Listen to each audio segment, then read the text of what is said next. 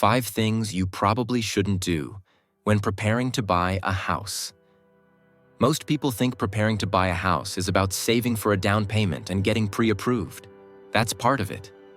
But it's not the part that ruins people. The real mistakes happen before the paperwork, when decisions feel reasonable, normal, and widely accepted. Here are 5 things you probably shouldn't do when preparing to buy a house, and what to do instead. 1. You probably shouldn't let the bank tell you what you can afford. The bank will happily tell you how much house you qualify for. That number feels official, safe, responsible. It isn't. Mortgage approval is based on maximum risk tolerance, not quality of life. It doesn't care about vacations, stress, job flexibility, or whether you want margin in your life. Most people don't buy the house they can afford. They buy the house they're allowed to buy. What to do instead? Decide your number before the bank gives you theirs. Reverse the math. Start with a monthly payment that still lets you save, invest, and breathe. Build your house price downward from that approval is a ceiling, not a target. 2. You probably shouldn't drain your savings just to get in. Putting everything you have into a down payment feels disciplined. It feels like commitment. It's also how people become house rich and life fragile overnight.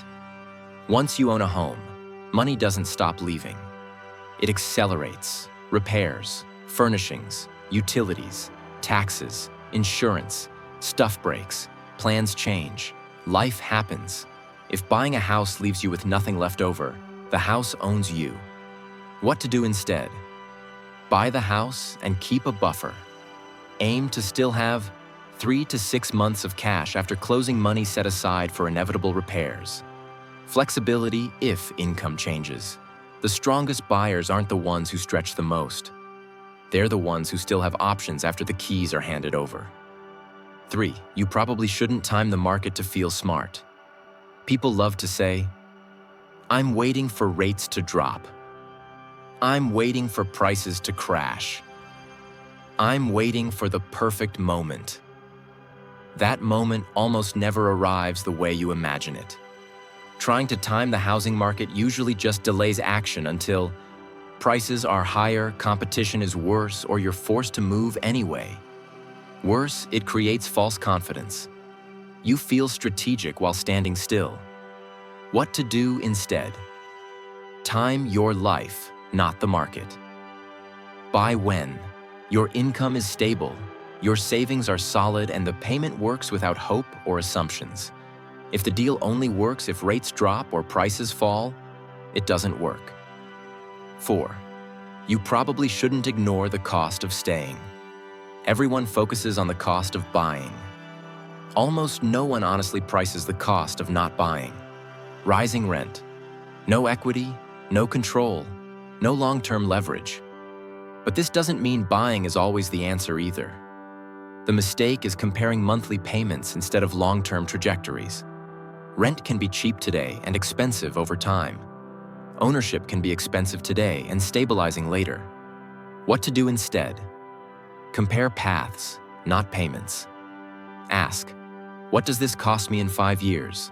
What does flexibility buy me right now? What does stability buy me later?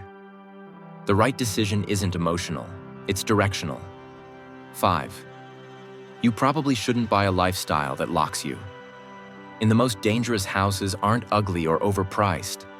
They're the ones that force both incomes forever, remove career flexibility, make saying no impossible, quietly raise your stress floor. People underestimate how powerful margin is. Margin lets you change jobs, survive emergencies, invest consistently, enjoy the house instead of resenting it. What to do instead? Buy a house that supports your life, not one that dictates it. A good rule: if losing one income breaks the deal is too tight. The goal isn't the biggest house, it's the safest future. If you're preparing to buy a house and this made you uncomfortable, good. That means you're paying attention. Most people won't think this through. They'll copy what everyone else does, stretch too far, and call it normal. Don't be average. If you want more warnings like this, the kind people usually learn after they're stuck, subscribe. Because you probably shouldn't trust default advice with the biggest purchase of your life.